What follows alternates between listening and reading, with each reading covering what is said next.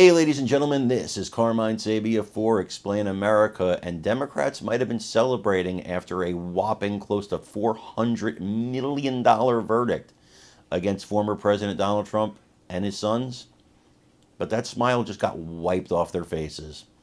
Before we get started, please make sure you like, comment, share, and subscribe. Those little things really help us out, and they help our channel continue to grow.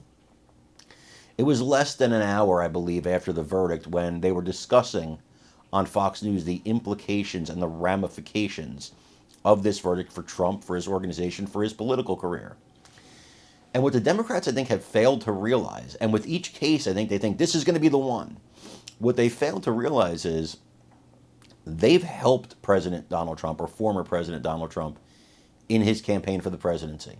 You have people that would never vote for Trump that are jumping on the bandwagon now. People who have been abused by the legal system that are saying, I see myself in this man.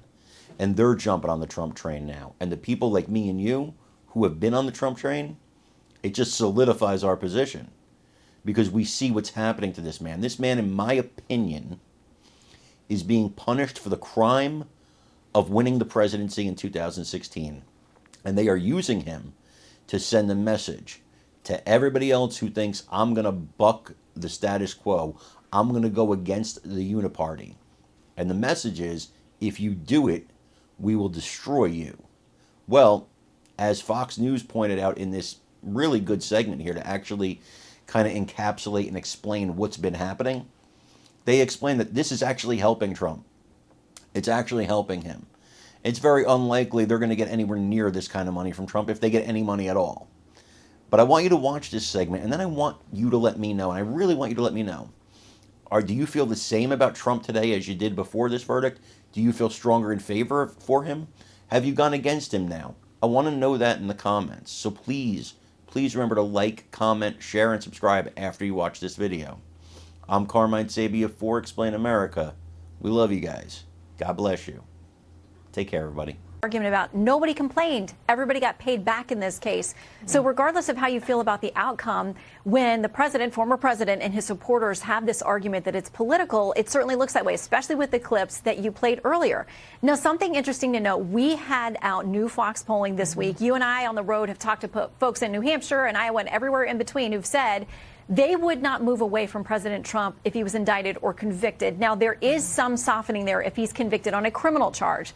But this new polling we have out of critical states, New Hampshire and Michigan this week, found that more Biden supporters are worried about his mental acuity than Trump supporters are worried about his legal issues. Right. So again, this will rally most of the base to him. It forced all of his GOP rivals to run to his defense every time he was indicted.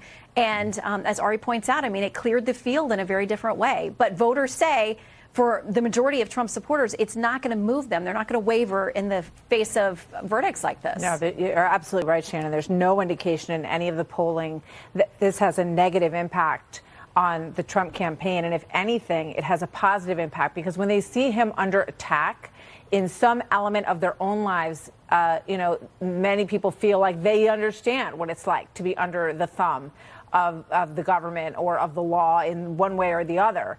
And they rally to him and support him, which has been just a fascinating political phenomenon to watch. I want to invite to come in here and talk with all of us constitutional law attorney Jonathan Turley, GWU law professor and a Fox News contributor. Jonathan, welcome. Good to have you with us this afternoon.